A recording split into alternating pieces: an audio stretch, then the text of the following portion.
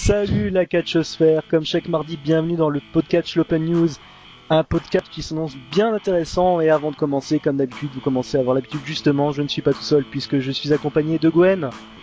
Bonsoir tout le monde, bienvenue, désolé pour la voix, je suis un peu malade. Gwen qui a la grippe, moi qui a la crève, ça va être fun tout ça. Mais on est également accompagné de notre belge de compagnie qui est revenu de son stage de bonne humeur. Mathilde est revenu, alléluia, alléluia, je suis de bonne humeur. Attends, tu satures surtout beaucoup, belge de compagnie. Ah oui, bah j'ai pas fait Ne les crie pas. Mais on est également depuis la semaine dernière maintenant accompagné de l'atout féminin de l'équipe. Bienvenue une fois de plus à toi Boula. Merci, bonsoir à tous. Ça, Faut que c'est... je dise autre chose? Non, c'est très bien. D'accord, et tu vas me représenter comme ça en guest toutes les semaines, ça me fait plaisir. Ah oui, Non, c'est pas un guest, c'est en chroniqueuse là. en chroniqueuse, tu fais partie de l'équipe, hein, tu as été adopté. On a Voilà. décidé, on a un Belge et une Boula, logique. Un belge et Boula, d'accord, Voilà. ça marche. Et ça c'était pour l'équipe, mais on a également un invité exceptionnel, le French Pro Wrestling God himself, mesdames et messieurs, Pierre Booster Fontaine. Bonsoir à tous, bonsoir messieurs et bonsoir madame. Eh bien bonsoir et merci d'être parmi nous. Bonsoir monsieur, enchanté. Boula Punch. Enchanté. C'est bien comme nom Boulapunk, ça vous êtes allé chercher ça où? Ça fait plein de créativité et tout ça, je pense que c'est un grand esprit qui a pensé à ce nom-là. Pas qui sait, mais franchement faudra le féliciter quoi. Alors bien évidemment, pour ceux qui ne le savent pas, Booster et Boula se connaissent très bien. Alors déjà Booster, merci d'avoir accepté notre invitation. Hein. Ben écoute, avec grand plaisir, ça me fait toujours plaisir de parler de catch avec des passionnés de catch et avec des gens qui s'y connaissent, donc du coup c'est un grand plaisir. En plus je vois que votre équipe est assez, comment dit-on ça, pas hétéroclite, mais du coup il y a Éclectique. éclectique, exactement, c'est le mot que je cherchais, donc je trouve ça assez cool quoi. Ouais, on cherchait une minorité, on voulait aussi un sourd muet, mais pour la radio ça passait mal. Oh la Là, mais vache. toi t'es pas du tout dans le politiquement correct, là, on va se faire balancer à la LICRA ou je sais pas pourquoi. Bon, ça commence bien. On va recentrer un Gwen. Oui. Je te laisse attaquer. Très bien, alors déjà encore une fois, donc bonsoir aux auditeurs. Vous commencez à avoir un petit peu l'habitude maintenant, on a notre invité et qui minimalement n'est pas n'importe qui. Comme je te disais tout à l'heure, comme tu connais les questions que je t'ai un petit peu posées, est-ce que tu pourrais te présenter pour le peu de monde qui ne te connaît pas, parce que je pense que ceux qui écoutent te connaissent quand même, mais bon, autant que ça vienne de ta bouche à toi. Alors écoute, si tu veux, pour résumer vite, moi j'ai découvert le catch quand j'avais 9 ans et je suis tombé amoureux du catch tout de suite et j'ai eu tout de suite envie d'être catcheur. Donc quand j'ai eu 18 ans, je suis parti à Montréal m'entraîner au Canada avec Edouard Carpentier. Je suis revenu et j'ai commencé à catcher en France pour ce qui est maintenant l'AVS, qui à l'époque n'avait pas ce nom-là. Et le produit proposé à l'époque, moi, me correspondait pas forcément à ce que j'avais appris. Donc du coup, j'ai fini par créer ma structure, la ICWA, notamment avec Christophe Ajus. Donc ça fait, c'était en 2001-2002. Et du coup, j'ai créé une école de catch. On a fait pas mal de shows avec, au fil des années, des gens comme Daniel Bryan ou Cesaro, Page, enfin ce genre de personnes. Vampiro, Raven, Dragon Kid, Shima, enfin, pas mal de monde. Et du coup, on avait une école de catch qui a un petit peu bougé, puis on s'est installé à Béthune. Et en 2008, on a appelé ça l'usine à catch. Et on a formé pas mal de talents, notamment Lucas Dileo qui a signé après à la WWE. Et on a vu passer énormément de monde, beaucoup de catcheurs en fait de la nouvelle génération des catcheurs français. Et du coup, on a continué les shows. Et puis moi, j'ai aussi continué à catcher de mon côté. Je catch un peu moins à l'extérieur maintenant parce que je suis pas mal pris par mes activités d'entraîneur et de promoteur. Mais voilà, puis dans ma carrière, j'ai fait 13 pays et du coup j'ai vu pas mal de monde, croisé pas mal de gens. Donc voilà, c'est un peu un résumé Succinct. complet de ce que j'ai fait. Voilà, c'est ça, voilà. D'accord, donc déjà c'est quand même une belle carrière. Il y a une question qui me vient en tête quand tu parles de tout ça. Donc tu dis que tu allais t'entraîner au Canada. Oui. À l'époque, il n'y avait pas d'internet, etc. Comment t'y es arrivé en fait là-bas? Comment t'as atterri là-bas? En fait, si tu veux, j'ai toujours été fan de catch, donc je regardais le catch à l'époque sur Canal+, c'était commenté par Edouard Carpentier et Guy Auré. Et pendant une émission, Edouard Carpentier avait dit qu'il entraînait des catcheurs à Montréal. Il avait notamment entraîné les frères Rougeau, Pierre Carvolette, enfin pas mal de monde. Et quand je me suis posé la question de partir à Montréal et d'essayer d'être entraîné par Édouard Carpentier, j'avais, comme tu disais, il n'y avait pas Internet à l'époque et j'ai essayé de trouver un moyen. Et en fait, par le fait du hasard, j'avais un correspondant québécois. Pas du tout en rapport avec le catch, en fait. Et ce que j'ai fait, un truc qui est assez... qui est tout bête, en fait, les catcheurs s'entraînent dans les gymnases. Et j'ai demandé à mon correspondant québécois de m'envoyer les pages du Bottin où il y avait tous les gymnases de Montréal. Et du coup, j'ai écrit à tous les gymnases de Montréal en leur disant, je suis un fan de catch, je cherche des contacts avec des catcheurs et notamment avec Édouard Carpentier. Et du coup, j'ai envoyé, je sais plus, 40, 50, 60 lettres. Et quelqu'un qui s'appelle Éric Chevrier, qui était un des copropriétaires d'un gym qui s'appelle l'Institut Côté, avait fait pas mal d'haltérophilie dans la même salle où Édouard donnait des cours de catch. Et donc il m'a dit, moi je connais Édouard Carpentier, si tu veux je peux mettre en rapport avec. Je lui ai écrit une lettre qu'il a donnée à Édouard et Édouard lui a dit, écoute, s'il veut venir s'entraîner, il n'y a pas de souci, donne-lui l'adresse. Et Éric Chevrier, donc du coup de l'Institut Côté, m'a renvoyé une lettre en me disant, écoute, ça c'est l'adresse, il est d'accord pour t'entraîner. Et c'est le seul contact que j'avais. J'ai pris un billet d'avion, je suis parti à Montréal. Ah, c'est impressionnant quand même. T'as vraiment donc quand tu dis en fait que c'est vraiment un choix de réussir, pour le coup, c'est vraiment un choix que toi-même tu as fait, quoi. Écoute, ouais, c'est très alambiqué, mais écoute, j'ai eu la chance d'avoir cette pensée d'écrire à tous les gyms de Montréal. J'ai eu la chance qu'Éric Chevrier me réponde, prenne en considération ma lettre. Très franchement, si lui m'avait pas répondu, aujourd'hui je serais peut-être pas là, on serait peut-être pas en train de parler, j'aurais peut-être jamais fait de catch. Mais du coup, ouais. Oui, pardon, excuse-moi. Mais du coup, si tu n'avais pas eu de réponse de Carpentier, tu aurais quand même essayé d'apprendre le catch en France, peut-être, ou pas? Écoute, j'aurais essayé, mais très bizarrement, j'ai eu plus de facilité, même si c'était très alambiqué, à trouver le contact d'Édouard à Montréal, que de trouver des contacts dans le catch français. À l'époque, le catch français était super fermé. Il y avait que l'AVS, qui était quelque chose d'envergure, et à l'époque, ça s'appelait pas l'AVS, ça s'appelait la Fédération Européenne de Catch. Et en fait, ce qui est très bizarre, j'étais à Montréal et j'ai dit à Édouard, écoute, je vais rentrer en France et du coup j'aimerais avoir des contacts. Et en fait, Karl Wallet, PCO, Karl Wallet, Jean-Pierre Lafitte à la WWF, et un élève d'Édouard qui s'appelait Nelson Veilleux avait bossé pour Flèche. Et un jour Nelson Veilleux est venu s'entraîner avec Édouard, je lui ai parlé, il m'a dit écoute, je peux essayer de trouver le numéro de téléphone de Flèche. Et du coup c'était un peu compliqué parce qu'à l'époque les gars donnaient pas forcément les contacts et tout ça. Et dans un magazine de musculation français, j'avais le contact de Cannonball. Et c'est par Cannonball que je suis arrivé à avoir le numéro de téléphone de Flèche et je l'ai appelé. En fait, j'étais à Montréal, à l'Institut Côté, au gymnase. Et j'ai appelé Flèche et en lui disant, je suis français, mais là, je suis à Montréal. Je m'entraîne avec Édouard Carpentier, je vais bientôt rentrer en France et j'aimerais essayer d'avoir des bookings. Et il m'a dit, écoute, vu que t'es de Carcassonne, on a un show à la Seine-sur-Mer, viens me voir à la Seine-sur-Mer. Je suis rentré du Canada de mémoire en fin juillet, je crois. Il avait fin juin, mais je crois qu'il avait un show en juillet. Je suis allé voir Flèche à la Seine-sur-Mer en juillet. Et il m'a dit, écoute, je te donnerai peut-être des dates et tout ça, il faut qu'on voit. Je suis rentré chez moi à Carcassonne, 3 jours après, Flèche m'a appelé en me disant, écoute, je pars en tournée au Portugal pendant 12 jours, est-ce que tu veux venir? Je lui ai dit oui, j'ai pris mon billet de train et quelques jours après, j'étais au Portugal avec Flèche pour commencer à bosser pour Flèche. Ah oui, donc on t'a vraiment ouvert les portes et on t'a fait confiance relativement vite, quoi. Ouais, écoute, dès que j'ai vu Flèche, il m'a dit, il y a une espèce de feeling qui s'est passé. Quelques jours après, il m'a appelé, j'étais au Portugal. J'ai fait la tournée au Portugal, je suis rentré chez moi en espérant qu'il me rappelle. Il m'a rappelé quelques jours après pour me filer des dates. Et après, il m'a dit, écoute, tu fais partie de l'équipe, pas de soucis, tu seras sur tous les shows. Bref, il faut rappeler aussi un tout petit détail que les gens ne savent pas forcément, donc c'est Flash Gordon qui dirige la WS. Absolument, ouais. Voilà. Parce que c'est pas vraiment super évident si on ne le sait pas. Ouais, absolument. C'est quand même vachement romanesque, je trouve, comme façon de faire. C'est pas commun.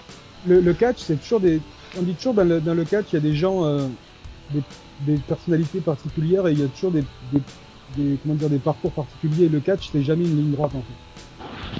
Ah, mais non, mais... C'est toujours, tu dois être au bon endroit au bon moment et avoir de la chance. Moi, c'est toujours ce que je dis à mes élèves. Ouais, mais il faut dire que là, à l'époque, quand tu es arrivé ici en France, en fait, c'était très très fermé au milieu, ce qui il est beaucoup moins fermé maintenant. Ouais, maintenant, par internet, tu peux prendre contact en 1 heure avec tous les promoteurs de catch français. À l'époque, c'était absolument pas ça, tu vois. Moi, ça m'a pris des mois pour essayer de trouver un contact en France et en fait, je l'ai trouvé par hasard. Pour tout te dire, en fait, pour rentrer encore plus dans le détail, le contact de Cannonball, je l'ai même pas eu directement. J'ai eu le contact parce que dans un magazine de muscu français, il disait qu'il était sponsorisé par une boutique qui s'appelait Le Sport en Grand, qui était à Paris. Du coup, j'ai appelé Le Sport en Grand à Paris, qui m'a donné le numéro de Canon. Enfin, c'était un truc très très alambiqué, quoi. Mais bon, au final, ça s'est fait.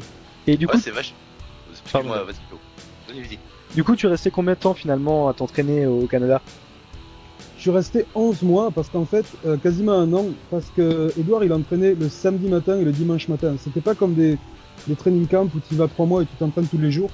Edouard il entraînait le samedi matin pendant 2 heures et le dimanche pendant 2 heures. Et du coup ça a pris du temps, mais en même temps, vu qu'il m'avait un peu pris sous son aile, il faisait souvent des entraînements particuliers pour moi, soit le mardi matin, soit le jeudi matin. Et là j'étais pendant 2 heures en tête à tête avec Edouard. Et j'ai eu la chance en fait d'avoir des cours particuliers parce qu'il m'avait un peu, il m'avait à la bonne, comme on dit, et puis je pense qu'il voyait un potentiel en moi, donc du coup, et puis le fait que j'étais français, que j'étais venu de France pour m'entraîner avec lui, je pense que ça l'avait touché aussi, quoi. Et du coup, t'as eu des bookings là-bas ou t'étais juste vraiment élève pendant ces 11 mois en fait? Non, en fait, Edouard, il était très sélectif, c'est-à-dire que quand t'étais un élève d'Edouard Carpentier, au Canada, t'étais à Montréal et au Québec, t'étais vite courtisé, mais en même temps, Edouard, il était très sélectif, il voulait pas qu'on prenne des bookings à droite à gauche, il voulait vraiment valider les trucs. Donc j'ai eu quelques bookings à Montréal, là, pas à Montréal, mais au Québec, dans des fédés où Edouard nous laissait aller, mais c'était vraiment anecdotique. Pour moi, ça faisait partie de l'entraînement. Un peu ce que Lance Storm fait avec ses élèves en ce moment à Calgary, où du coup, il a une ou deux fédérations, qui sont un peu des fédérations où il donne des matchs à ses élèves, en fait, mais qui font partie de l'entraînement. Pour moi, mes vrais débuts pro, ça a été le premier match que j'ai fait sur la tournée au Portugal pour Flèche. C'était, alors je prononce certainement mal, mais c'était à Chaves, ou Chaves, je sais pas comment on dit. Et c'était, pour la petite histoire, c'était contre Prince Zephyr. D'accord. Ça fait beaucoup de noms connus quand même encore aujourd'hui. Ouais. Par contre, juste une question, si je dis pas de bêtises, quand même, t'as remporté le titre de champion de l'Est canadien, c'est ça? Oui, c'était un truc, oui, mais c'était un peu un titre, entre guillemets, anecdotique, en fait, parce que c'était vraiment les trucs où, t'étais un élève d'Edouard, bam, t'étais propulsé en haut de la carte, et les gens étaient un peu honorés parce qu'on était des élèves d'Edouard, et ils savaient que si Edouard disait oui, c'est que toi tu valais le coup, et c'était un peu une marque de reconnaissance pour le show, donc, mais c'était plus anecdotique, ça voulait pas dire grand chose. D'accord. Eh ben dis donc, quand même, c'est vachement intéressant tout ça. Ah. Et puis vraiment pas commun, comme Je propose qu'on marque une première pause, ça évitera qu'on interrompe pendant une réponse. Donc on va se donner rendez-vous dans quelques minutes après un morceau de Chinese Man featuring Kendra Morris et Dylan Cooper qui s'appelle Liar, à dans quelques minutes.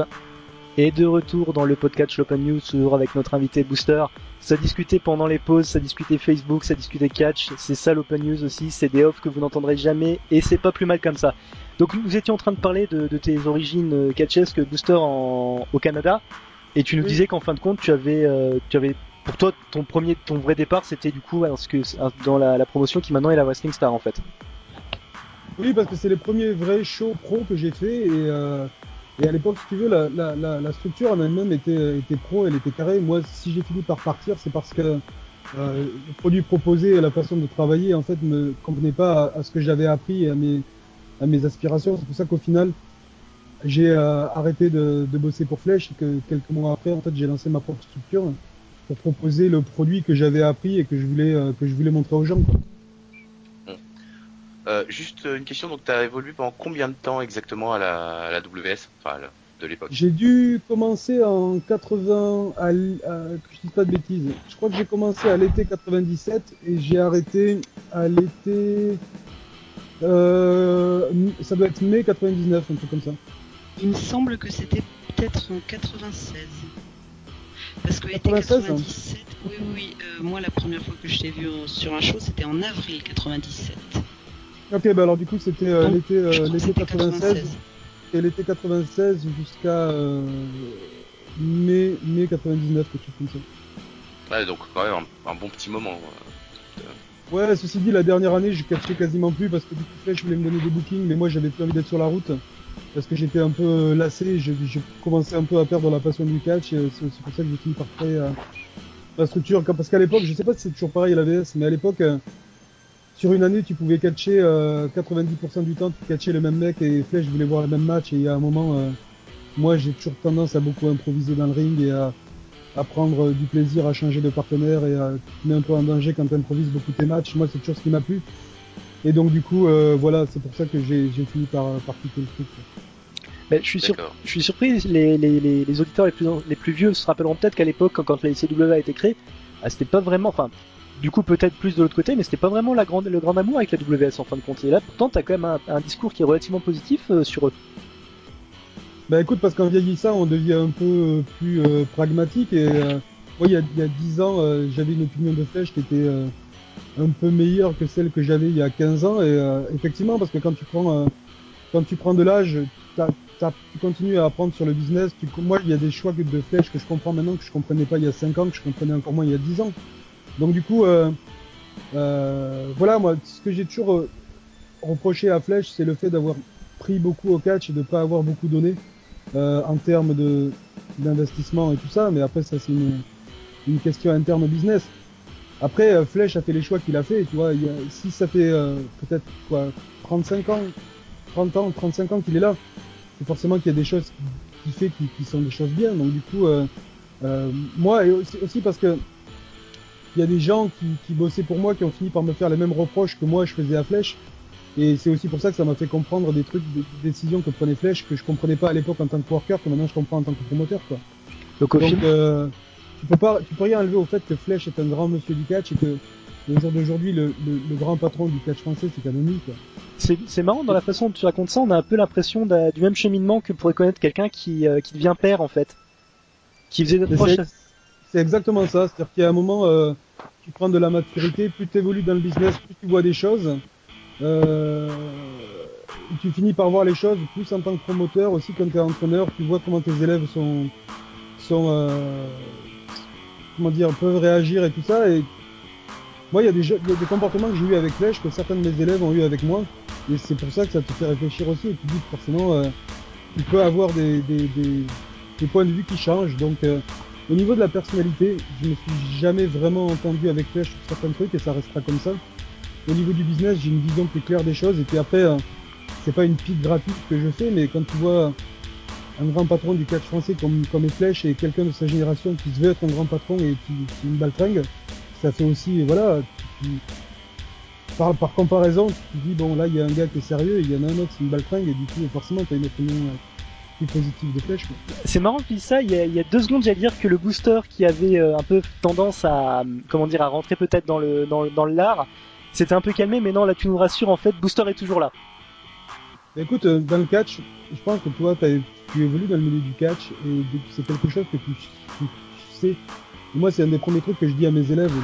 Dans le catch, personne ne va te donner le respect. Le respect, c'est pour ça que le respect veut dire quelque chose. Quand on arrive, c'est pas qu'on manque de respect aux gens ou qu'on est irrespectueux, mais si tu veux être respecté, alors il va falloir que tu gagnes ton respect.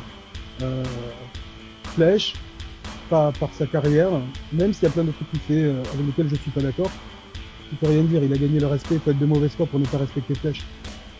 En ce qui concerne l'autre promoteur, personne ne le respecte et il a rien fait pour gagner le respect des gens, donc et c'est pas de la méchanceté gratuite, c'est juste que quand tu te comportes comme une baltringue, t'es une baltringue, c'est tout. Ouais, là je ne peux pas être plus d'accord avec toi. Mais on est tous d'accord avec toi. Oui, là c'est vrai. Mais donc en fait, en gros, si je résume bien, tu veux dire que bon, au niveau personnel, que ça passe pas forcément. Enfin, au niveau de l'entente, ça venait pas, mais tu respectes la carrière de l'homme en tout cas. Oui, c'est-à-dire qu'il y a un moment, on peut tous dire ce qu'on veut. Il y a un moment, pendant les 35 dernières années, qui est-ce qui a fait que le catch était vivant en France à part Flèche? À partir de là, ça règle tout, quoi. Parce que les gens disent Flèche, les choses sont pas bons. Peut-être, mais il y a des gens dans la salle. Ah oui, mais il pense qu'à lui. Peut-être, mais en même temps, il fait beaucoup de shows, il y a des gens dans la salle. Moi, encore une fois, ce que je peux reprocher à Flèche, c'est d'avoir pris énormément au catch et d'avoir peu rendu. Mais ça me rappelle. Voilà. Pardon, excuse-moi. Non, mais c'est juste ça. C'est-à-dire que, après, c'est une question de perspective. Peut-être que dans 10 ans, je te dirais, non, c'est Flèche qui avait raison. Il n'a rien redonné au catch et blablabla. Mais je pense pas. Je pense qu'il y a un juste milieu à trouver et que lui a tiré un peu trop sur la corde. Mais après, c'est quand même, voilà, c'est un grand pro, c'est ce que tu veux dire. Tu peux pas contester ça, quoi. Mais tu vois, le fait de prendre et de donner, etc. Honnêtement, je pense pas non plus que tu changeras d'avis là-dessus, parce que je me rappelle, il y a quelques années, on s'était parlé et tu m'avais dit un truc qui m'avait marqué. C'était ne te sers pas du catch, sers le catch. Oui, mais moi, c'est toujours, c'est une, tu sais, quand je faisais la formation intensive à l'usine à catch, tous les jours, il y avait une phrase différente au tableau que je mettais et sur lesquelles les élèves devaient réfléchir. Et la première phrase, c'était toujours celle-là. Ne te sers pas du catch, sers le catch. Et je dis ça à mes élèves, même si c'est le premier entraînement, ou si ça fait 10 ans que je les ai formés, c'est toujours ça. Et moi, c'est toujours ce que je me rappelle. C'est-à-dire que l'expérience m'a prouvé que le catch ne te rend que ce que tu lui donnes. C'est Edouard qui t'avait dit ça, hein. Et Edouard, c'est ce qu'Edouard m'avait dit, c'est une phrase qu'il m'avait dite et que j'ai toujours répété. Moi, tout ce que le catch m'a donné, c'est parce que j'ai donné beaucoup et le catch il m'a fait la grâce de me rendre des choses. Mais le catch ne te donne rien si tu ne lui donnes rien. Et on en parlait aussi avec Chris Hero. Quand Chris Hero était venu, il avait passé une semaine à Béthune et du coup il y a eu pas mal de séminaires qu'on lui avait trouvé à droite à gauche. Et c'est toujours un truc qu'il disait aux élèves, c'est-à-dire que ne pense jamais que le catch te doit quelque chose. Le catch ne te doit rien. Le catch, quand tu arrives dans le catch ou 20 ans après, le catch ne te doit jamais rien. S'il veut te rendre quelque chose, il te rendra, mais le catch ne te doit rien. Il existait avant toi. C'est spirituel ce que tu dis là. Non mais c'est vrai, le catch existait avant toi, le catch existera après toi. Tu vois, ce qui compte toujours, c'est le catch. Quels que soient les grands, le catch existera après Hulk Hogan, après John Cena, après qui tu veux. Le catch est toujours plus important que les workers. Et pour faire une petite incise pour les fans de catch américains, c'est le premier truc que j'ai dit quand l'Undertaker a perdu à WrestleMania. Si l'Undertaker perd à WrestleMania, ça veut dire que même l'Undertaker n'est pas plus gros que le business. Quelle plus belle leçon pour les élèves, tu vois. Il y avait justement une phrase de Raven dont tu parlais tout à l'heure d'ailleurs qui disait dans une interview, il disait les gens, les workers qui valent WWE, il y a un truc qu'il faut qu'ils comprennent, c'est que le patron de la WWE, donc Vince McMahon, c'est le genre de mec qui a pas hésité à se faire pipi dessus en direct à la télé. Donc sachant que même lui est capable de le faire vu sa stature et vu son importance, il n'y a pas de raison que n'importe qui n'accepte pas de, justement, comme l'Undertaker par exemple, de perdre à WrestleMania, quoi. Il y a ça, puis il y a aussi quelque chose que beaucoup de gens ne comprennent pas, c'est-à-dire que sur le ring, c'est pas toi, c'est ton personnage. Quand Vince McMahon se fait pipi dessus, c'est pas Vince McMahon, c'est son personnage à l'écran. Dans le catch, tu ne seras jamais ridicule. Ton personnage peut être ridicule. Santino Marella, les gens disaient, ok, il est ridicule. Peut-être, mais il a fait des centaines de milliers de dollars et son personnage était ridicule, mais au final, c'est sur son compte en banque à lui, quoi. Du coup, il y a toujours des gens qui prennent trop au sérieux leur personnage, tu vois. Et alors moi, je dis d'autant plus ça que quand j'ai inventé ce truc de French Pro Wrestling God, j'ai tellement pris ça à la rigolade. C'était l'époque où entre les deux promoteurs dont je parlais tout à l'heure, c'était la guerre de la légende vivante. Les deux voulaient être la légende vivante du catch français. Ouais, donc c'est bien celui dont on consacre. Oui, et puis moi je trouvais ça tellement bête qu'un jour, comme ça, sur mon ordi, je me suis dit, allez, qu'est-ce que je pourrais faire pour trouver encore... Je dis, ok, il y a la légende vivante, mais moi je suis Dieu, en fait, le French Pro Wrestling God. Et le show d'après, là, du coup, ça devait être un mardi, un mercredi. Le samedi, je me suis dit, allez, on va lancer le French Pro Wrestling God. Et ça les a tellement énervés, ils ont tellement pensé que je prenais ça au sérieux et que j'étais sérieux, que je me suis dit, putain, c'est trop bien, faut que je le garde. Mais en même temps... Parce que t'étais pas sérieux ? Non, mais parce que c'est une question de personnage, c'est-à-dire que Booster, le personnage se prend pour le French Pro Wrestling God. Mais moi, en tant que personne, c'est toujours ce que je dis, tu vois, quand tu quittes le business, les fans de catch sont vraiment tristes sur le coup. Et c'est un vrai sentiment, c'est pas faux, c'est de la vraie émotion. Mais 3 mois après, ils ont quasiment oublié que t'existais et c'est bien comme ça. Parce que du coup, ce qui compte, c'est les personnages, c'est pas la personne. Moi, je sais très bien quand ma carrière dans le catch s'arrêtera, quelques années après, il est probable que des fans de catch se souviendront de moi, mais voilà, j'aurais laissé une trace, mais voilà, ce sera entre guillemets anecdotique. C'est bien comme ça. Il faut pas confondre la réalité et ce qui est vrai les vraies émotions du catch. C'est pas la même chose. Est-ce que le plus important, c'est pas quand même justement, tu vois, d'avoir des gens qui sont émerveillés, tu sais, par toi, par ton personnage, pour une soirée, et puis qu'après, ou alors qu'ils se souviennent de toi régulièrement, quoi. Enfin, je trouve que le truc qui est magique, c'est ça, tu vois, c'est d'avoir des gens, tu sais, qui ont du plaisir, tu sais, qui ont des émotions le soir quand ils te voient. Même si le lendemain ils se souviennent plus de toi, tu vois, ils t'ont. Ben écoute, moi c'est toujours ce que je répète à mes élèves, c'est-à-dire que moi, ce que j'adore dans le catch, c'est que le samedi soir, tu peux être une star absolue pour les 1000 personnes qu'il y a dans la salle, et le lundi matin, tu peux aller au supermarché, personne te connaît. T'as que les bons côtés et aucun mauvais côté. Et faut jamais oublier aussi que dans le catch, ce qui compte, c'est pas ce qui est vrai, c'est ce que les gens croient. On C'est-à-dire va. que les gens croient que t'es une star. T'as pas besoin d'être une star, une vraie star dans la vie. Il suffit que les gens croient que tu es une star. Alors après cette réponse, désolé de te couper, hein, c'est pas du tout le but, c'était très intéressant ce que tu dis, mais on va devoir marquer une deuxième pause de pub, un deuxième morceau, What I've Done de Linkin Park, et on reprend les questions avec les questions des auditeurs dans quelques minutes. À tout de suite. De retour dans le podcast l'Open News après cette pause musicale. Ça nous change, un vrai groupe, hein, ça nous change de la semaine dernière. Hein. Jules, si tu nous écoutes. Alors vous êtes nombreux sur le chat déjà, donc ça fait plaisir, et vous avez des questions pour Booster, donc on va faire une petite session questions du chat. Hein. Alors, si tu permets, oui, vas-y. parce que celle-là, je t'ai dit que je voulais la poser. Vas-y. La question, comme on se connaît depuis un bail, je te l'ai déjà posée. À chaque fois, j'ai eu une réponse différente. Pourquoi Booster? Alors sur le chat, c'est une question de Théo. Alors, je vais être très franc avec toi pour le Booster. Je donne toujours une réponse différente pour ajouter un peu un côté un peu sympa. En fait, c'est très basique. Moi, dans ma génération, en fait, vous avez pas connu ça parce que vous êtes jeune, mais à l'époque, il y avait Moto Bécane qui avait sorti MBK, qui avait sorti les scooters un peu modernes, et le premier scooter s'appelait Booster. En fait. Et à l'époque, j'étais déjà fan de catch, et Booster, ça m'était resté dans l'oreille, et je m'étais dit Booster, c'est quand même sympa. Et du coup, je m'étais dit, voilà, quand je vais catcher, je m'appellerai Booster. Et en fait, quand j'ai commencé à avoir quelques bookings au Québec, j'avais gardé cette idée, et en fait, j'ai dû prendre un nom très français, donc Pierre Fontaine, et j'ai rajouté Booster, et ça a plu tout de suite, et je l'ai gardé. Mais en fait, si tu veux, c'était vraiment un truc que j'avais dans la tête quand j'avais déjà, je pense, 11-12 ans. Quoi. Alors attends, là tu viens de nous révéler que Booster en fait c'est le nom d'un scooter. Et moi, en fait, il aurait pu s'appeler Clio, quoi. Je suis toujours bluffé parce qu'à l'époque, Booster, les gens de ma génération, tout le monde connaissait ça parce que tout le monde voulait avoir un Booster en fait. Mais à la base, ouais, ça vient de là, ça vient du petit scooter je crois que c'était MBK ou Moto Bécane, la marque. Non, c'était pas Piaggio? Ah non, oula. Attends, je sais plus. Je crois pas. Attends, question A, j'en ai pas si loin que ça. Donc, si vous continuez comme ça, l'émission va plus passer sur internet, elle va passer sur Minitel. MBK, les enfants, c'était MBK. MBK, ouais, c'est ça. Donc, de retour Okay. sur les questions du chat. Danny D qui nous demande, déjà il nous dit que c'est la question qui est devenue habituelle depuis quelques semaines, mais en même temps c'est assez intéressant. Il aimerait avoir ton avis, Booster, sur la place des médias du web dans l'univers du catch français. En fait, si tu veux, moi j'ai toujours... Il y a deux versants. Il y a le versant des médias, des gens qui s'y intéressent, qui veulent vraiment aider, qui font l'effort de découvrir le catch français. C'est vrai que le catch français n'est pas super médiatique, donc ils font l'effort de le faire.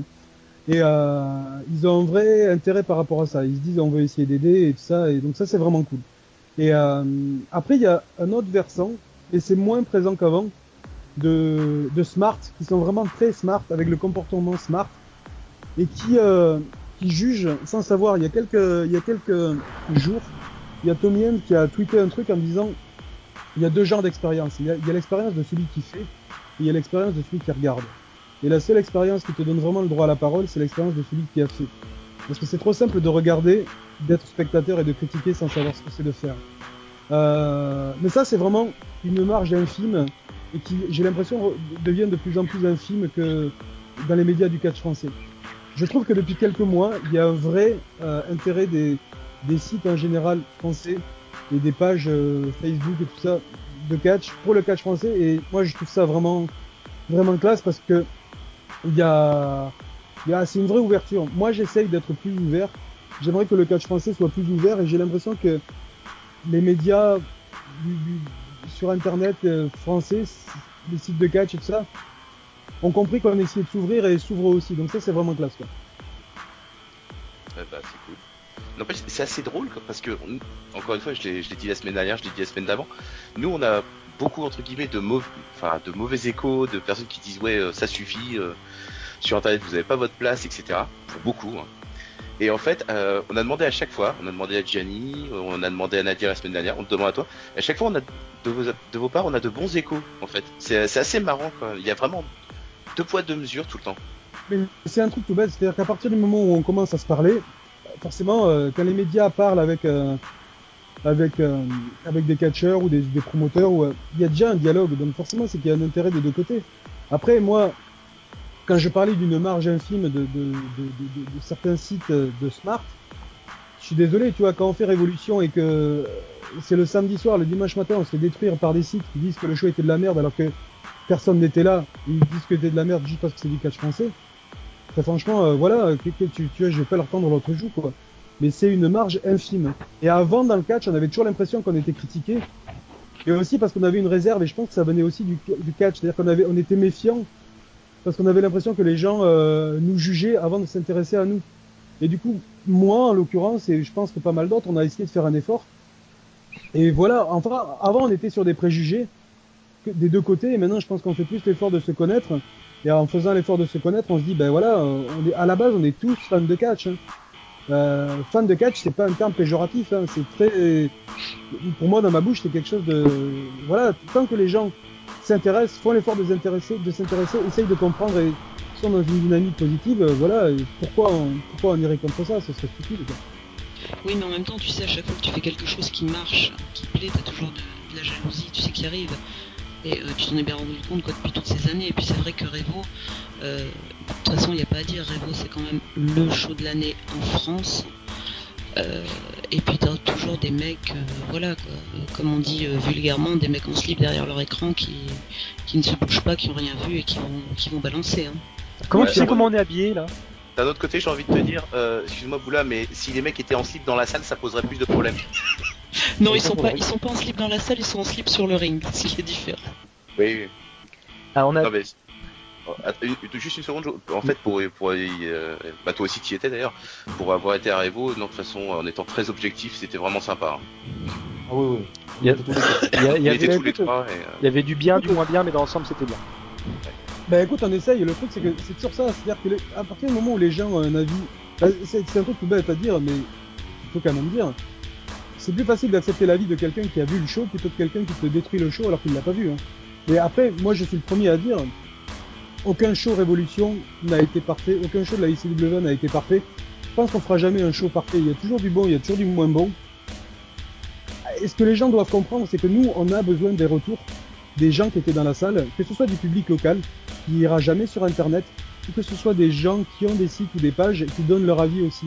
Nous, on est en attente de ces retours, et c'est aussi pour ça qu'on est déçus quand on se fait aligner et qu'on se fait détruire le show par des gens qui n'étaient pas là, parce qu'on se dit, bah, les gens auraient fait l'effort de venir, peut-être qu'ils auraient eu des critiques positives, et les critiques qu'on a eues l'année dernière pour Revo, on les a entendues et on en tiendra compte pour le prochain Revo, quoi. On n'est pas totalement sourd à ce qui se passe. Après, ce qui est vrai aussi, c'est que quand dans une salle, si t'as 1000 personnes et que t'as 950 personnes qui est du public local et que t'as 50 fans de catch dont 10 personnes qui sont sur les pages internet, faut aussi comprendre que du coup on va plus tenir compte des 900 personnes et du public local de leur avis que des personnes, des fans locaux, tu vois. Donc voilà, il faut essayer d'être le plus pragmatique possible et de pas se fermer. Sachant que, encore une fois, comme on l'a peut-être déjà dit dans l'émission, un show de catch ne s'organise pas pour les fans, mais justement pour les locaux et pour des personnes qui ne sont pas fans à la base. Hein. Ben c'est exactement ça, c'est-à-dire que dans la salle, quand si t'as 1000 personnes et que t'as 950 personnes, c'est du public local qui n'a aucun lien avec internet, qui est là grâce à la pub locale et que t'as 50 fans de catch, le plus important, c'est de donner un produit et de créer un produit pour le public local parce qu'ils sont là en grande majorité, quoi. C'est un truc tout bête, c'est pour ça que quand j'ai des fans qui me disent à Révolution, est-ce qu'un jour on verra les Young Bucks, non, parce que tu mets les Young Bucks sur une affiche, bon c'est un peu péjoratif ce que je vais dire, c'est un peu exagéré, donc je le dis avant.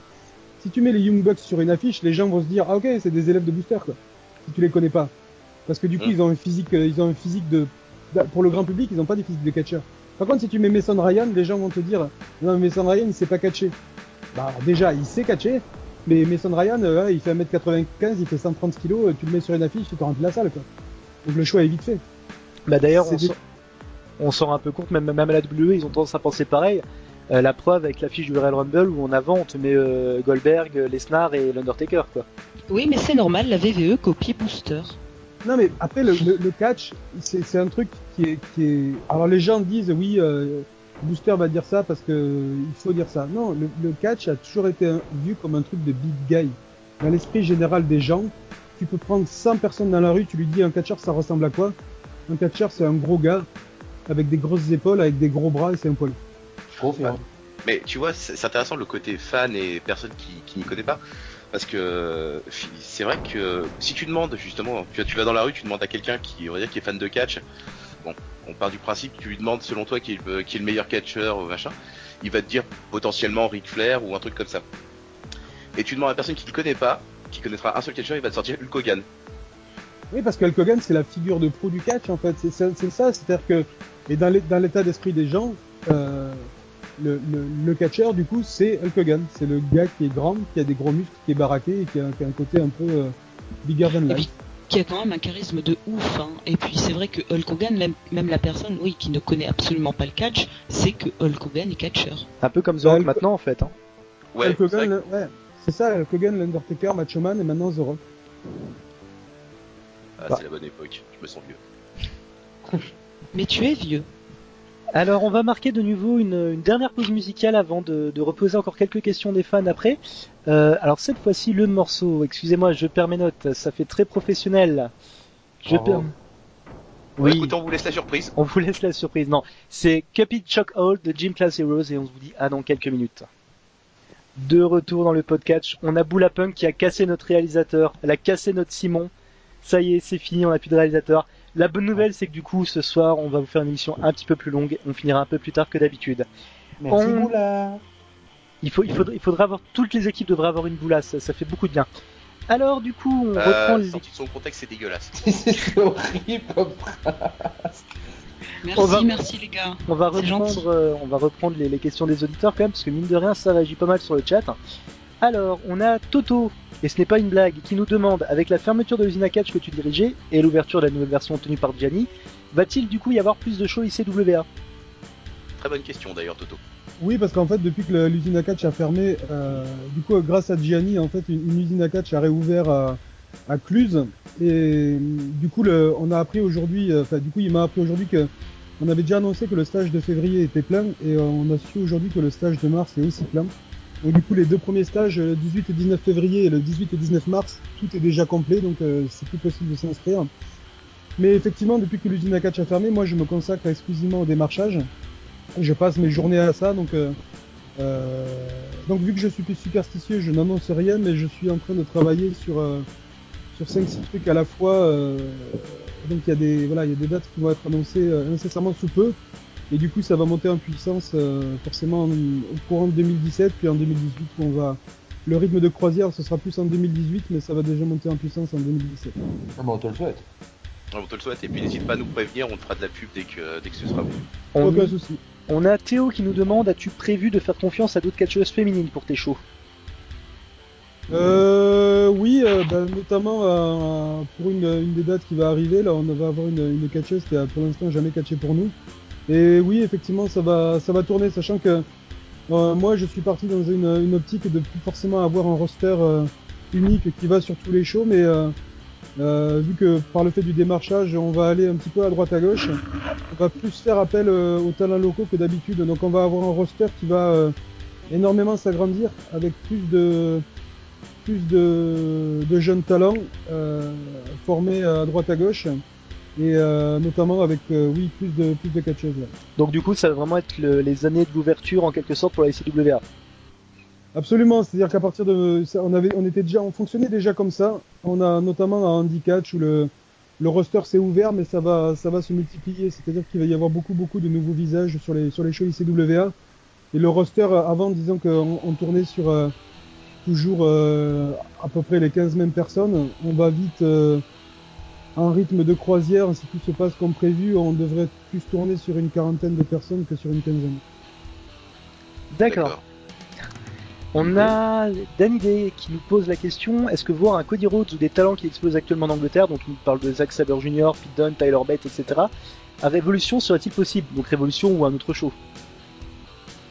Oui, bien sûr, ça c'est des choses qui sont envisageables. Comme je dis, les critères qu'on a, la plupart du temps, c'est qu'on sélectionne les grands noms du catch qu'on fait venir en fonction de leur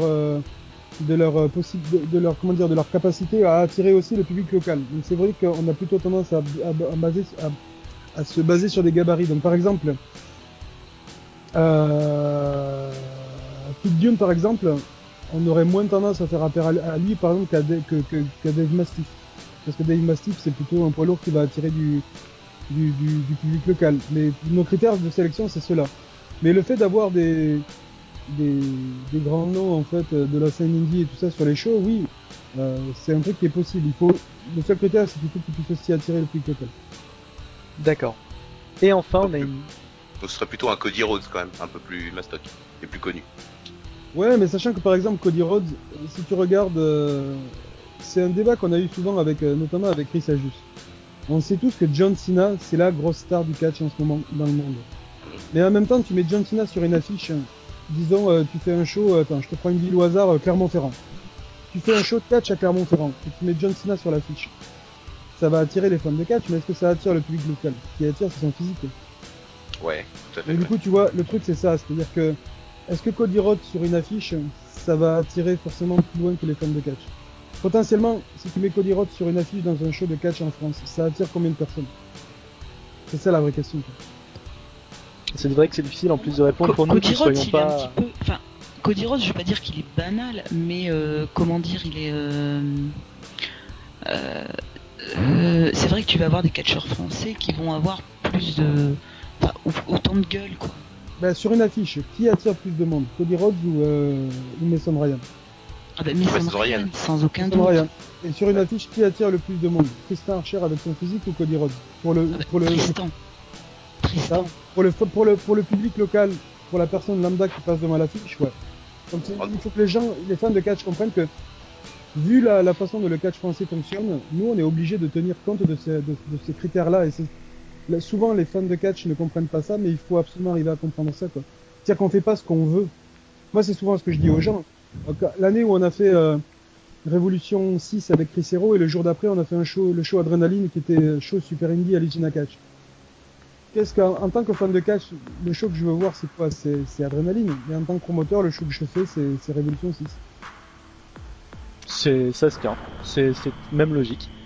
Et on a une dernière question pour l'instant, bien sûr, n'hésitez pas à continuer à poser des questions. Une question de Théo qui nous dit Booster, on voit de plus en plus de shows diffusés en live pendant les shows, est-ce que ce serait possible de tenter à la ICWA?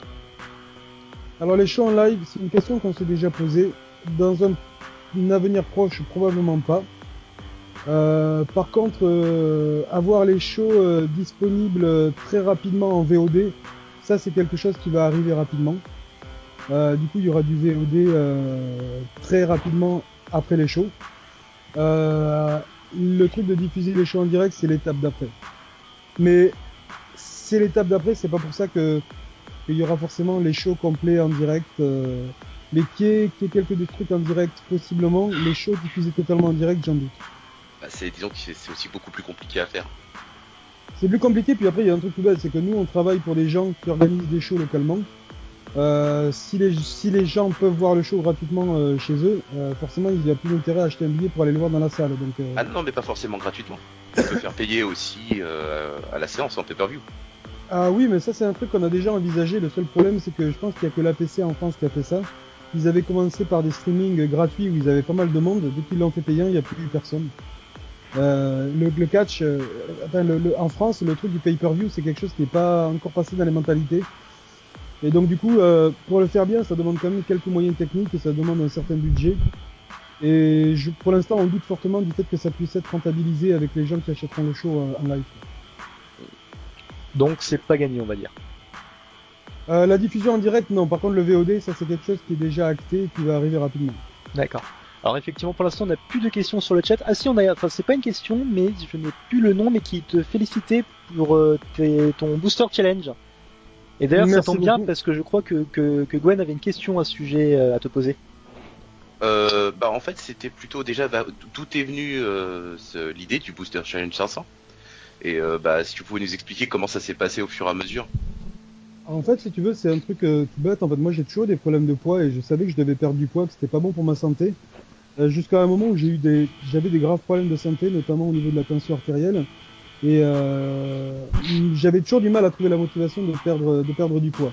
Et quand j'ai fait des tests, j'ai rencontré un médecin en fait avec qui je discutais. Et le gars m'a dit du coup votre tension est pas bonne, vous avez vraiment beaucoup de poids à perdre. Et le gars m'a dit vous avez des enfants, donc je lui ai dit oui, j'ai une fille de 10 ans et un garçon de 8 ans. Et le gars m'a dit, écoutez, je préfère être franc avec vous, je pense que vous n'assisterez pas au mariage de votre fille. Vous ne serez plus là. Et ça a été le déclencheur. C'est-à-dire qu'il y a beaucoup de gens, le médecin m'a dit après, il y a beaucoup de gens que ça braque. Moi, ça m'a pas braqué. C'est juste que en une seconde, j'ai trouvé la motivation que j'arrivais pas à trouver avant. Et du coup, oui, vas-y, pardon. Non, c'est un peu de l'humour noir, mais c'est quand même inquiétant de se dire que tu as un médecin qui doit sortir cette phrase assez souvent pour que les gens se braquent en fait. Oui, mais il m'a dit la plupart 99% du temps, quand je dis ça aux gens, je les revois jamais. Moi, ça m'a fait l'effet déclencheur. Et sachant que quand j'étais jeune, j'avais déjà perdu plus d'une 50aine de kilos et c'est souvent ce que je dis aux gens. J'ai beaucoup de gens qui m'envoient des messages pour me dire comment on peut faire perdre du poids, comment on fait pour perdre du poids. Et c'est souvent ce que je leur dis. Tout le monde sait ce qu'il faut faire pour perdre du poids. Le seul truc, c'est qu'on a plus du mal à trouver de la motivation. Une fois que tu as trouvé la motivation, tu sais comment faire pour perdre du poids. Et moi, j'avais déjà perdu plus d'une 50aine de kilos. À certaines occasions, quand j'avais vraiment une motivation particulière, ça m'était arrivé quelques temps avant où j'avais catché la VXV, où j'avais perdu plus d'une vingtaine de kilos en 3 mois juste sur ce bouclier-là. Et là, je me suis juste dit, ok, il va falloir perdre du poids. Puis quand c'est pour un problème grave de santé et que ta vie à terme est en danger, forcément, c'est des suites plus concrets. Et du coup, j'ai fini par me prendre au jeu et je me suis dit, je vais faire ce booster challenge, je vais le faire sur internet et essayer de faire participer les gens et me mettre à moi-même une forme de pression. Et en fait, c'est venu de là et les gens ont suivi et j'ai fait des points ponctuels. Et l'idée, c'était vraiment d'essayer d'être le plus en forme possible le jour de mes 40 ans, donc le 11 janvier dernier.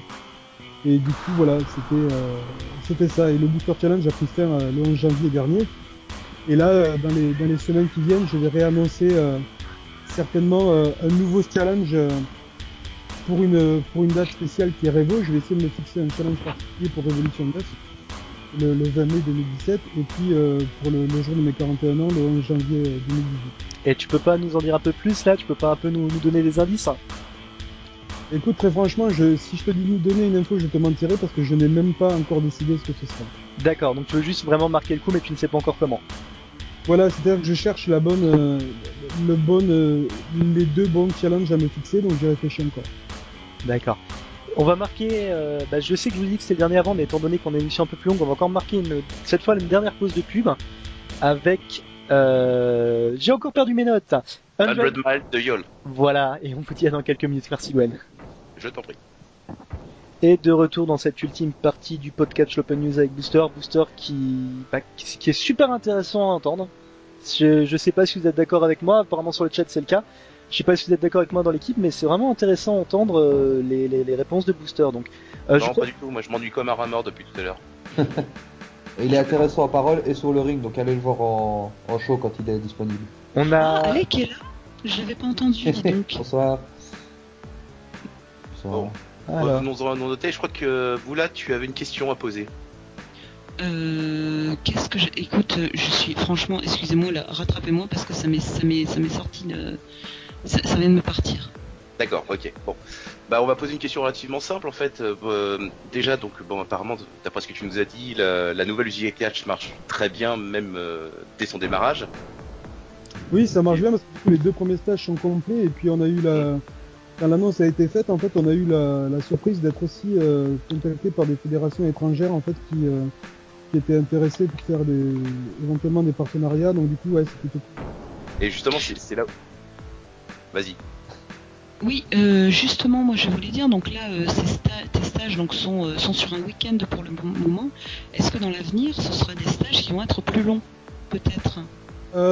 On m'a posé la question plusieurs fois, probablement pas, parce que du coup, au niveau de l'hébergement, en fait, à l'usine à catch, l'avantage qu'on avait, c'était que l'hébergement était sur place. Là, ça se passe pas de cette façon-là, donc je pense que le fait de faire des stages très longs, l'hébergement rendrait le stage assez coûteux. Donc pour l'instant, c'est pas une priorité. L'idée, c'est d'essayer, moi, tous les projets que j'ai fait, ça a toujours été d'essayer de monter en puissance. Donc là, le démarrage est bon, puis après, on verra. On s'interdit rien, mais pour l'instant, là, on va rester sur le format de stage de 2 jours. D'accord. Et est-ce que tu as un projet pour l'instant, sans même nous le dire ou quoi que ce soit, mais quelque chose qui te tient vraiment à cœur, que tu n'as pas encore pu réaliser et que tu voudrais à tout prix pouvoir faire dans un avenir relativement proche?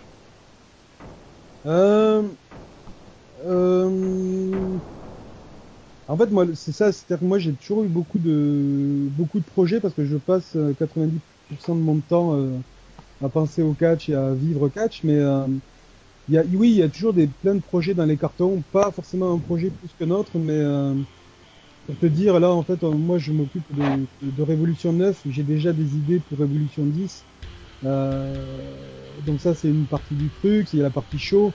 Au niveau formation, il y a aussi des trucs que j'aimerais bien mettre en place et continuer à peaufiner des choses. Au niveau produits catch qui pourraient être proposés sur internet, j'ai aussi des idées en fait. Donc ouais, je peux pas parler d'un truc en particulier, mais il y a plein de pistes qui sont étudiées. D'accord. On a une question du chat. Alors, est-ce que tu es déjà tombé sur un catcheur qui venait d'une région isolée, genre la Corse, le Languedoc, le Pays Basque, je ne fais que citer, hein. Ouais. Et tu t'es dit, bah dommage qu'il habite pas plus au nord. Ah bien sûr, ouais, mais notamment par rapport aux gens que j'ai formés, bah, je pense à un élève, à Max, qui est un élève qui est, alors pas exactement, mais à côté de Perpignan. Je l'ai eu 2 fois en formation intensive. Bien sûr que je regrette qu'il soit pas dans le nord, parce qu'il serait dans le nord, forcément je le bouclerais bien plus souvent. C'est super dur d'avoir un mec qui est tellement dans le nord. C'est vrai de lui, mais c'est vrai de pas mal de gens en fait. La distance, c'est vraiment un problème. Moi, c'est notamment pour ça que je me suis installé dans le nord, parce que du coup, quand t'es dans le sud, c'est beaucoup plus compliqué au niveau catch, quoi. Après, on peut pas te demander à tout le monde de déménager, mais oui, mais ça m'est arrivé plein de fois de penser à un gars et de me dire ouais, j'aimerais bien avoir sur les shows, mais au niveau trajet, ça va coûter pour le ramener lui, ça va coûter ce que ça peut coûter pour ramener 5 catcheurs de l'autre côté. Donc ouais, ça m'est arrivé plein de fois malheureusement, quoi. D'accord. Ça, c'est un peu triste quand même. C'est toujours l'éternel problème en fait. Alors, Le budget. on va revenir sur justement sur le domaine des élèves, tout ça. T'as pas mal d'élèves donc du coup qui ont été en contact avec la WWE ou d'autres promotions. Est-ce que toi-même du coup t'as des contacts, pas forcément évidemment pour être booké, parce que je sais que t'as dit plusieurs fois que t'estimais ne pas avoir passé l'âge, mais est-ce que toi-même tu es en contact avec la WWE d'une façon ou d'une autre par exemple? Écoute, un contact direct, non. La dernière fois que j'ai eu un contact direct avec la WWE, c'est quand ils m'ont contacté parce qu'en fait ils cherchaient vraiment à cibler le try-out qu'ils allaient faire à Liverpool sur des talents européens. Et en fait, les bureaux de la WWE en Allemagne m'ont contacté directement en fait en me disant écoute, on t'a choisi pour la France, sélectionne-nous des gens que tu voudrais présenter au try-out. Et du coup, j'ai sélectionné des gens que je voulais présenter au try-out. C'est le dernier contact direct que j'ai eu avec la WWE, avec l'organisation de la WWE. Après, je parle régulièrement avec des gens qui sont à NXT, parce que voilà, je leur parlais avant qu'ils soient à NXT, je continue à leur parler. Donc c'est pas des contacts directs avec la structure WWE, mais je sais toujours un petit peu ce qui se passe et j'essaye de me tenir au courant, notamment au niveau des try-outs, parce que j'ai besoin en tant que formateur, de savoir si les critères de jugement changent au niveau des try-outs à la WWE, quoi. Mais alors, ça c'est intéressant, du coup t'es encore en contact, donc j'imagine par exemple, là on pense récemment à Tommy End, mais du coup en fait quand ils sont à la WWE, il reste, c'est un peu une question potin, je suis désolé d'ailleurs, mais du coup ça veut dire que les personnes qui vont à la WWE restent entre guillemets humaines et t'as pas de catcheur que t'as formé ou que tu as connu qui a été à la WWE qui a dit non, maintenant je suis au-dessus de tout ça. Il y en a certains qui sont plus accessibles que d'autres. Il y en a certains qui comment dire, qui parfois oublient un peu d'où ils viennent, et il y en a d'autres pas du tout. Si je prends l'exemple de Tommy, c'est un mec qui a les pieds sur terre. Ça, j'ai toujours eu ma relation avec lui a absolument pas changé. Il m'a dit des trucs super cool à Revo, après Revo 8, où il m'a annoncé qu'il avait signé en fait. C'était pas encore officiel, mais il l'a dit à Revo 8. Et on est toujours en contact, et c'est même lui qui m'a dit écoute, c'est pas parce que je vais à NXT qu'il faut plus me parler, continue à venir me parler, j'aurai toujours du temps pour parler. Et effectivement, tu vois, il y a un truc, il y a peut-être 3 semaines, j'avais une question toute con en fait par rapport à l'endroit où il faisait faire ses kickpads, et je lui ai dit écoute, j'ai quelqu'un qui m'a demandé ça, c'est un peu anecdotique, mais est-ce que tu pourrais juste me filer le contact du gars qui fait tes kickpads? 2 heures après, j'avais la réponse et le lien. Non, il est très abordable, et il y a pas mal de gens comme ça qu'on a vu passer à la ICWA et avec maintenant sont à NXT avec qui on est en contact. Ça a l'air vraiment Alors, d'être si un je match peux me génial, permettre, Tommy End. Si je peux me permettre, donc sur Tommy End, bon c'est très, très égocentrique hein, comme petite remarque. Quand j'ai vu moi Tommy End, c'était à Revo, je crois que c'était à Revo 7 ou 8, où il m'avait fait un magnifique compliment. Il parlait avec une de ses amies qui l'avait accompagné, qui a dit tu vois Boula, et ben c'est la seule fille avec qui j'ai catché. Et ça ça c'est un petit peu ma fierté. Donc en fait pour le moment je suis la seule nana avec qui Tommy End a catché. Voilà. Ouais, c'était un match à 6 qui avait eu lieu à la, si je me souviens bien, à la C'était en Hollande. Ah, c'était à la PWH, je crois. Ouais. Un match à 6. Ah, c'était classe. Voilà, c'était mon petit aparté. Vous pouvez continuer. Ah, bon, ouais. C'était quand même plus pour parler de toi que pour parler de Tommy End. Quand même. Oui, clairement, ouais, C'est nos patrons qui vont être contents, eux, qui sont tellement fans de l'autopromotion. Oui. Oh, mais ça va, c'était une petite remarque comme ça. Je pense que ça intéresse énormément les fans de catch. Non. Bon, et ben je vous souhaite une bonne soirée tous. Ça Au sortait revoir. tellement du cœur, quoi. C'est la seule phrase que j'ai dit pendant Non. une heure. Par contre, effectivement, j'ai une mauvaise nouvelle, l'heure avance, on va pas tarder à devoir rendre l'antenne. Est-ce que tu as un mot de la fin, Booster, à nous dire? Écoute, je suis pas très original, je dis toujours la même chose. Quand j'ai la chance de parler à des fans de catch, je leur dis toujours soutenez le catch, ne laissez pas les gens se faire une opinion pour vous. Si vous êtes fan de catch, allez voir des shows de catch, jugez les shows par vous-même et faites-vous une opinion. Ne laissez pas d'autres personnes se faire une opinion pour vous. Si quelqu'un vous dit le catch français c'est naze, vous avez un show près de chez vous, allez voir, faites-vous votre propre opinion. Et soutenez le catch. C'est bien de regarder du catch sur internet, c'est bien de suivre les news et tout ça. C'est parfois aussi bien de vivre du catch en live. Et voilà. Soyez tous fiers d'être fans de catch et n'hésitez jamais à vous déplacer sur un show pour aller juger par vous-même. C'est très vrai tout ça. C'est vrai, Bah effectivement. oui, là, il a raison à 1000%. Et surtout, il y a un gros avantage au catch français ou quoi que ce soit. C'est aussi quand même que la plupart du temps, les catcheurs sont relativement accessibles après. Et c'est quand même super cool d'avoir l'affiche et de pouvoir tout faire dédicacer et tout. Chose que à la WWE, vous pourrez jamais faire. Bah, c'est-à-dire que la WWE, c'est pas une pique du tout, mais la WWE, là, ils viennent au mois de mai à Lille. Je pense que les packs VIP, si j'ai bien suivi, c'est 400, ça doit être 400 €, un peu comme ça, quoi. Oui, mais il y en a Voilà. déjà plus, hein. Je crois qu'il y en a déjà plus, elles sont toutes parties, il me semble. Après, tant mieux, tant mieux pour eux si ça marche. Mais personnellement, bon, c'est mon petit moment anecdote perso. Mais je sais que les shows de catch français où je vais, bon, généralement c'est la ICW, on va pas se mentir. Je sais qu'à chaque fois je passe un super moment et j'adore être à Evo, discuter avec tout le monde et tout. C'est beaucoup plus agréable que voilà. Maintenant je mets plus un pied au show WWE parce que ça m'ennuie énormément. Il manque ce côté humain en fait. Ah bah sinon, tant qu'on y est, vu que c'est parti, c'est le quart d'heure à ta mère, Alec, t'as aussi une anecdote? À propos de qui? Non, Bon, laisse tomber c'est bon, Alec, merci, il a pas Alec. d'anecdote. Si, moi j'ai une anecdote avec Alec, on a mangé une pizza au maroilles. Moi, j'ai Ouais. aussi une anecdote avec Alex. Oui, oui, oui. Bon bah C'est ce que vas-y, j'ai Booster, fait. si c'est toi, on te l'autorise. C'est pas vraiment une anecdote avec Alex. C'est-à-dire que je me souviens d'être allé sur un show, alors je vais pas donner de nom ou tout ça. Je me souviens d'être allé à un show où Alec était booké dans un match avec une stipulation particulière. Je me Oui, oui, souviens je m'en après le souviens. show- Oui, oui. Je me souviens, Alec après le show est venu, entre guillemets, s'excuser en disant putain, je sais que le match était pas, mais il y avait la stipulation et tout ça, et je lui ai dit, écoute, c'est pas ta faute à toi, c'est la faute du booker parce que effectivement la stipulation était complètement con et blablabla. Et je rebondis sur ça pour dire que la plupart du temps, quand on a des gens de bonne volonté, des gens qui essayent de bien faire et tout ça, c'était aussi pour le fait comme je dis aux fans, de se déplacer sur les shows. Essayez toujours de prendre en considération ce qui se passe en fait. Parce que du coup, les catcheurs sont aussi très tributaires des bookers. Les gens ont tendance à dire ouais, le problème du catch en France, c'est souvent en France, en Belgique, en Suisse, c'est souvent les catcheurs. C'est beaucoup moins souvent les catcheurs que les bookers et les promoteurs, quoi. Et ça, il faut toujours en tenir compte et juger les catcheurs par rapport aux conditions dans lesquelles ils évoluent, quoi.